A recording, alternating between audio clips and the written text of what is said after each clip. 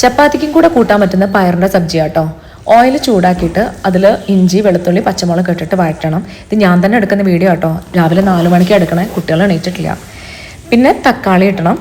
തക്കാളി ഇട്ടിട്ട് കുറച്ച് മല്ലിപ്പൊടി, കുറച്ച് മഞ്ഞൾപ്പൊടി, പിന്നെ ഞങ്ങൾക്ക് ഒരു കുറച്ച് മതി അതുകൊണ്ട് കുറച്ച് മുളക് പൊടി, ഇത്ര മാത്രം മതി കേട്ടോ.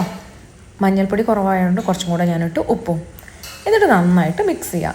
എന്നിട്ട് പൊതുവേ നമ്മൾ ഉണ്ടാക്കണ പോലെ ഓയിൽ നന്നായിട്ട് മുകളിൽ തെളിഞ്ഞ് വരണം, അതുവരെ അടച്ചു വയ്ക്കാം. ഞാൻ കുക്കിങ്ങും സ്വന്തം വീഡിയോയും കൊണ്ടാവുമ്പോൾ ചില സമയത്തൊക്കെ ആടിക്കൊണ്ടിരിക്കുന്നുണ്ട്.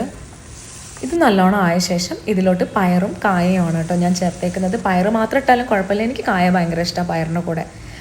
അപ്പം പയറും കായയും ആകുമ്പോൾ ചോറിനും കൂട്ടാം, ചപ്പാത്തിക്കും കഴിക്കാം.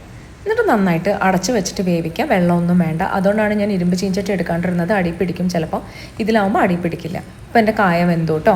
ഇനി കുറച്ച് നല്ലോണം മല്ലിച്ചപ്പ് ഇട്ടിട്ട് ഗ്യാസ് ഓഫ് ചെയ്യുക. നമ്മളെ സബ്ജി റെഡി. അവർ രാവിലെ എണീച്ച് കുളിച്ച് സ്കൂളിൽ പോകാൻ റെഡി ആയിട്ടോ.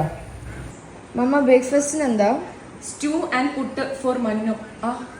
നിനക്ക് നിന്റെ സബ്ജിയും നിന്റെ ചപ്പാത്തിയും. ഓക്കെ. അപ്പോൾ ലഞ്ചിനോ? Egg rice.